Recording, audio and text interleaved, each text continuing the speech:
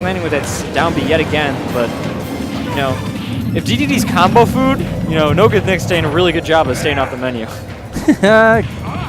And, yeah. Good forward air from Ken there, kicking away that Gordo. You know what? I haven't seen this Flim tag from EarlofM either. Is this just a completely different person? Yeah, he's in disguise. He's in a skin suit, actually. Nice up tilt. EarlofM doing a good job of just barely staying alive. Catches him with that up there, and that's going to be the stock. Yeah, that's enough of that life. He's not doing a good job of staying alive there. Ooh, nice. Gets the weak Shuriken from there. Yeah, EarlofM just having no time for these Gordos. Can't quite catch him with the Hadouken, though. Good shield. Gets the grab for it. Into the... I think that was a down B there. Dude, EarlofM is just sniping these Gordos out of midair. That's right. NogoodNik cannot use them to approach, but he's doing a very good job of staying out of EarlofM's range regardless, but he gets the raw up B. That was a nice play. And he's showing off a little with those down tilts.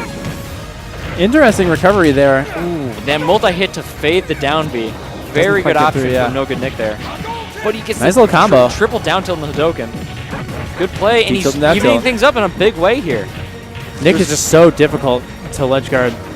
And DDD he gets back safely so again. Knight crosses him up. Gets a interrupted loose by the Gordo hits him. These spare Gordos are just kind of flying about in any which direction. And nice, the dash attack edge guard. That's the NogoodNik signature.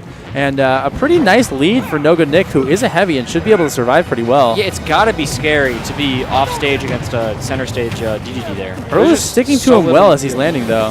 Ooh, punishes that inhale. Racking up the percent here. You saw him read that Gordo very well with a Hadouken. Can't read with the Hadouken there, though. Oh, but he gets the Shuriken again to kill him. NogoodNik is having so much difficulty landing here. Yeah. EarlofM is just vulturing him. Ooh, but he gets the Gordo combo, but he escapes the jump. Nice read out of NogoodNik. He used the first portion of side B to guard against that up air, but... That's a fresh 72% on Rotten Tomatoes. EarlofM using rolling back on stage to avoid that edge guard. Look at that ledge trap. He got red. So he got red elegant. that time. I mean, it just... Earl chose his best option, Ooh, nice. And Nick knew. Yeah, nice. Nick not letting Nick edge guard him with that dash attack again. Uses the Hadouken to get Nick off of him, but he eats the Gordo. These Gordos are coming in a major way, when before they weren't getting it at all, really. All right. Ooh, can't quite inhale the Hadouken there, but he gets the Gordo, just barely. Yeah, Earl trying to set things up more with Hadouken, but he doesn't have enough time or room, and he gets the Gordo into the forward, into the down tilt finish. Yeah. That was crazy. Thank you, Scoob. Nick looking so clean in that last stock, and these ledge traps are just going wild right now. Yeah, Ken seems to have a real problem with recovery. Like, he has two extremely linear recovery options, and NogoodNik exploited that to no end. And he didn't have any platforms to work with really either. Let's see where they go for the next match. I think, I don't know. I'm not really a King DDD main, but from all the DDD footage I've seen, it seems like King DDD would be a lot better on FD than on a platform stage, at least Battlefield, because he's more about getting you off stage and he uses the edge so well, but if you can leverage the platforms against him, I think that's one of these weaknesses. Like, you can use the platforms to approach him in ways where you can't on Battlefield or Final Destination. But Roy's just going straight at EarlofM's just going straight at him.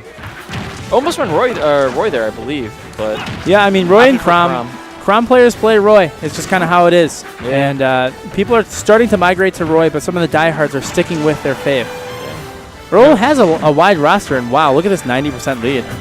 Opting to go with the tried and true Crom here. No, we're screwing around with Ken. And Nick is having trouble with it. Back. Yeah, once again, not there's detail. Starting things up. Here's a grab. Goes for the empty run and grab there. That was a very good tech by Earl. EarlofM gets him off of him with the forward tilt. Oh, no. Goes too low. Unfortunate. A dominant first stock there from Earl. See what Nick does to pick things up and start this next stock. Using that forward tilt so well here. Just slicing Earl is up. Just in his face. Yeah. And Nick's Gordos are just going just untouched. Ooh, interrupts the forward smash with a grab. Yeah, I mean, Crom is just so fast. He went for the edge guard too, but he backed off. Very smart back off there from EarlofM when NogoodNik went for the Gordo. I'm not sure what Nick can even do to make things happen here as he's setting up for his usual, but the Gordo's just not working. Yeah, he needs to control the space really well, and Crom's raw speed is making that so difficult. That's and right. Once Crom's in there, he's in there. That's right. All right, here's a recovery situation, and unlike on Ken, I mean, Earl is just going so hard in these pressure ledge situations. All right. Oh, there's the roll. Not the roll. The roll and attack. He's rolling right now, and he gets the back air. He's got Crumb right where he wants him, but he's gonna take him down. He takes him down with the combo. That was sacred. That was a great call out, and now a clean one-stock lead. He has all the momentum going into this last stock for NogoodNik here. Can he make something happen? Find out next episode of Top Tier Tuesdays. Actually, this episode, because he's getting something going right now. Oof.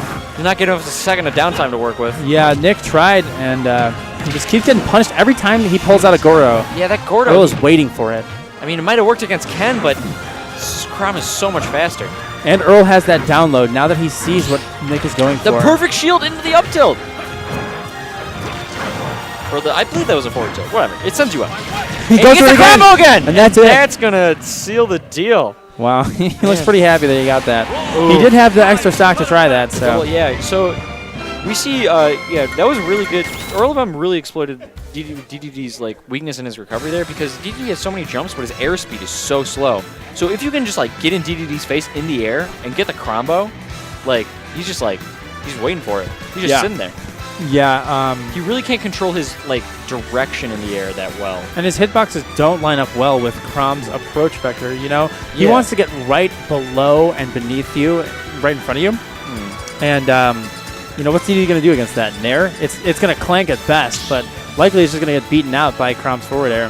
Well, and that's exactly what Earl was doing so often. Yeah, the Nair would trade. I think in Ultimate, aerials can't clank with each other.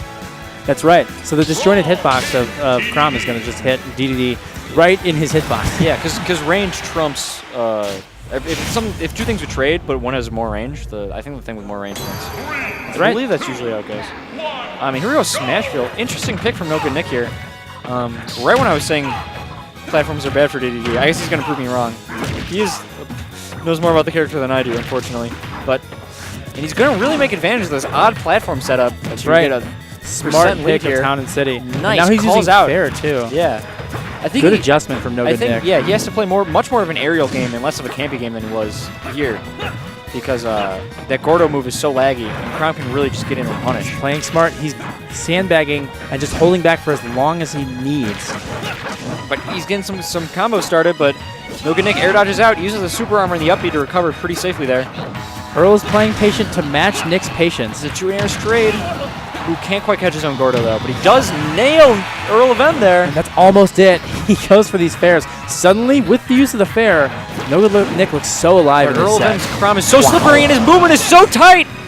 That was the slickest, most rage-fueled kill I've ever seen with Crom. And that was nuts. Nick is now on the back foot suddenly. He just got in there. Nice spike. That was a brutal spike from NogoodNik. Nick feeling himself now. And they're pretty even. He's carrying him off. Can't quite finish it, though. Very nice patient recovery from Nick. He's going to have to pick his fights well, but Earl's taking it to him now. Yeah, he's reading these jumps. He's getting in on Nick's jumps that were previously safe. Again, Nick's jumps are just so readable here. Not because of anything he's doing in particular, but just because of the nature of DDD as a character.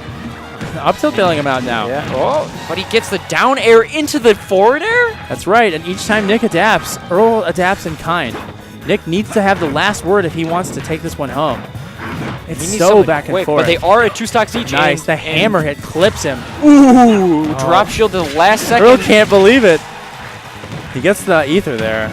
Gordo comes down from downtown. From off screen.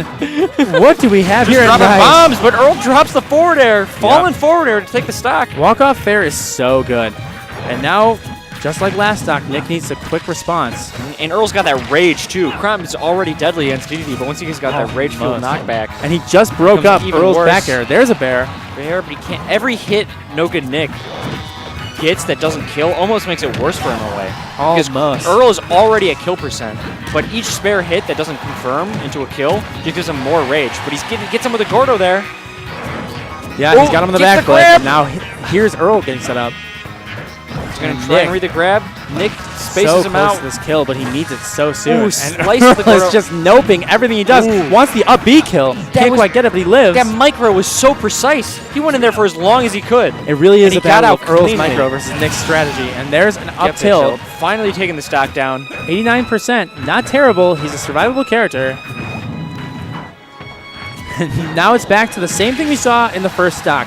The positioning of Nick jumping. Oh, no! That's not quite it. Oh, my Nick lives, God. but he's on his last jump. That was so Gets back. All right, Nick getting the power from the crowd in here.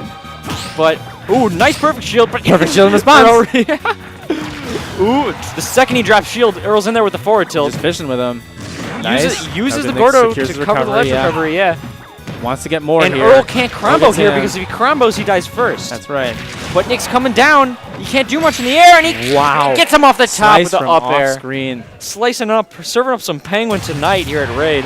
Both players. Good stuff from both players. Yeah. But in the end, Earl just came in precise and just sliced him up. Crom's